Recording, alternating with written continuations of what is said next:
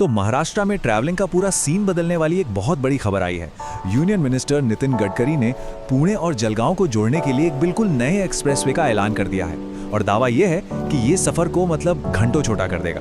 लेकिन सवाल यह है, क्या ये सिर्फ एक सड़क है या फिर खानदेश रीजन के लिए कोई नई उम्मीद? चलिए इस बड़े से वादे को जरा और करीब से समझते हैं। तो आज हम क्या क्या देखने वाले हैं। सबसे पहले अभी ट्रैवल में क्या क्या दिक्कतें हैं, फिर सरकार का ये 3 घंटे वाला वादा आखिर है क्या, इस एक्सप्रेसवे का पूरा ब्लूप्रिंट कैसा है, इसका असर क्या होगा, और हाँ, आखिर में इस उम्मीद के साथ साथ कौन से सवाल भी उठ रहे हैं। तो सबसे पहला और सबसे बड़ा सवाल, आखिर इस नए एक्सप्रेसवे की जरूरत पड़ी ही क्यों? देखिए, बात यह है कि पुणे और खानदेश रीजन के बीच का जो आज का सफर है ना, वो किसी चैलेंज से कम नहीं है। जरा सोचिए, पुणे से जलगांव करीब 400 किलोमीटर और इस दूरी को तय करने में आज 7 घंटे से भी ज्यादा लग जाते हैं।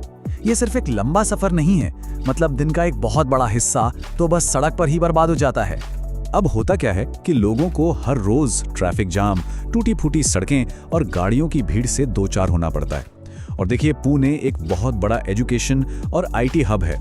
खानदेश से हजारों स्टूडेंट्स और प्रोफेशनल्स रोज यहाँ आते जाते हैं और आप समझ सकते हैं कि उनके लिए ये सफर एक रोज का सिरदर्द बन चुका है। तो इन्हीं सब मुश्किलों को देखते हुए सरकार ने एक ऐसे सॉल्यूशन का ऐलान किया है जो इस पूरे इलाके के इंफ्रास्ट्रक्चर के लिए एक बड़ा टर्निंग पॉइंट साबित हो सकता है।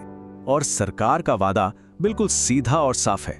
पुणे से जलगांव का सफर सिर्फ और सिर्फ 3 घंटे में, ये आज लगने वाले समय से आधे से भी कम है, जो अपने आप में इसे एक बहुत बड़ी घोषणा बनाता है। फर्क तो देखिए, बिल्कुल साफ है। आज जहां 6 से 7 घंटे या उससे भी ज्यादा लग जाते हैं, वहीं इस प्रोजेक्ट के बाद यह सफर सिर्फ 3 घंटे में पूरा होने का अनुमान है। आप यहीं से अंदाजा लगा सकते हैं कि यह बदलाव कितना बड़ा होने वाला है। ठीक है, तो चलिए अब थोड़ा और डिटेल में जाते हैं। जरा इस प्रोजेक्ट की गहराइयों में उतरते हैं और देखते हैं कि इसमें असल में है क्या क्या। अब बात करते हैं लागत की। इस पूरे प्रोजेक्ट पर अंदाजा है कि 16,318 करोड़ रुपए खर्च होंगे। जी हां, 16,318 करोड़। ये एक बहुत बड़ी रकम है जो साफ साफ दिखाती है कि ये प्रोजेक्ट कितने बड़े लेवल पर प्लान किया जा रहा है। लेकिन ये सिर्फ एक मामूली सड़क नहीं होने वाली है। इस प्लान में हाई क्वालिटी सीमेंट कंक्रीट की सड़कें हैं, मॉडर्न ब्रिज हैं और सर्विस रोड्स भी हैं। यानी इसे लंबा चलने और एक सेफ सफर देने के हिसाब से डिजाइन किया जा रहा है।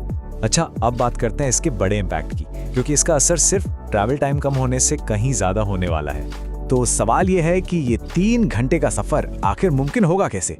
देखिए, प्लान के मुताबिक जलगांव को समृद्धि महामार्ग के एक लिंक से छत्रपति संभाजी नगर से जोड़ा जाएगा। इस हिस्से में लगेगा करीब 1 घंटा और फिर छत्रपति संभाजी नगर से पुणे तक का सफर नए एक्सप्रेसवे पर सिर्फ 2 घंटे में पूरा होगा। इस तरह से ये एक फास्ट और बिना रुकावट वाला कॉरिडोर बन जाएगा। अब देखिए, बेहतर कनेक्टिविटी का सीधा मतलब है कि किसानों का माल बाजार तक तेजी से पहुंचेगा, इंडस्ट्री के लिए नए इन्वेस्टमेंट्स के रास्ते खुलेंगे और टूरिज्म को भी जबरदस्त बूस्ट मिलेगा। कुल मिलाकर ये एक्सप्रेसवे पुणे, छत्रपति संभाजी नगर और खानदेश के बीच एक बहुत मजबूत इकोनॉमिक कॉरिडोर बना सकता है। लेकिन जैसा कि होता है, कहानी का एक दूसरा पहलू भी है।